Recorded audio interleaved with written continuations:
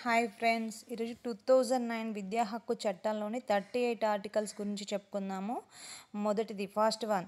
దీన్ని ప్రాథమిక విద్యా హక్కు చట్టం ఆగస్టు 2009 అని పిలుస్తారు. సెకండ్ వన్, ఈ చట్టంలో వివిధ భావనలకు నిర్వచనాలు. థర్డ్ వన్, 6 నుంచి 14 సంవత్సరాల పిల్లలకు ఉచిత నిర్బంధ విద్యా హక్కు గలదు. ఫోర్త్ వన్, విద్యార్థిని వయసుకు తగ్గ తరగతిలో చేర్చుకోవాలి. ఫిఫ్త్ వన్, విద్యార్థికి వేరే పాఠశాలకు బదిలీ కోరే హక్కు కలదు. సిక్స్త్ వన్, ఈ చట్టం అమలైన తేదీ నుండి 3 సంవత్సరాల లోపు గదులను ఏర్పాటు చేయాలి.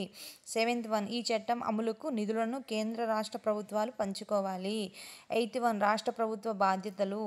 నైన్త్ వన్, స్థానిక ప్రభుత్వ బాధ్యతలు. 10th వన్, 6 నుంచి 14 సంవత్సరాల పిల్లలను పాఠశాలలో చేర్పించడం తల్లిదండ్రుల బాధ్యత. 11th వన్, పూర్వ పాఠశాలను స్థానిక ప్రభుత్వం ఏర్పాటు చేయాలి. 12th వన్, ఉచిత నిర్బంధ విద్యకై బడుల బాధ్యతలు. 13, ఎలాంటి ఫీజులు తీసుకొనరాదు, ఎలాంటి ఎంపిక విధానం ఉండరాదు. 14, వయస్సు నిర్ధారణతో ప్రవేశాన్ని తిరస్కరించకూడదు. 15, విద్యా సంస్థలలో ఎప్పుడైనా ప్రవేశం కల్పించాలి. 16, అదే తరగతిలో మరల కొనసాగించడం, బడి నుండి తీసివేయడం నిషేధం. 17, బాలలను శారీరకంగా శిక్షించడం, మానసికంగా వేధించడం నిషేధం. 17,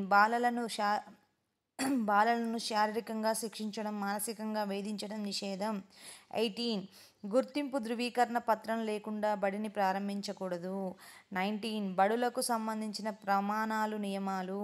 20, షెడ్యూల్ను సవరించే అధికారం సంబంధిత ప్రభుత్వానికి గలదు. 21, బడి యాజమాన్య సంఘం. 22, బడి అభివృద్ధి ప్రణాళిక. 23, టీచర్ నియామకానికి అర్హతలు.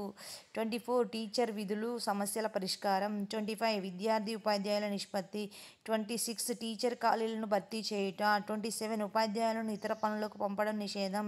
28, ఉపాధ్యాయులు ప్రైవేట్ ట్యూషన్లు చెప్పడం నిషేధం. 29, పాఠ్య ప్రణాళిక మూల్యాంకన విధానం. 30, ప్రాథమిక విద్య పూర్తి అయిన వెంటనే ధృవీకరణ పత్రం ఇవ్వాలి. 31, విద్యకు బాలల హక్కు పర్యవేక్షణ. 32, ఫిర్యాదుల పరిష్కారం. 33, జాతీయ సలహా సంఘం.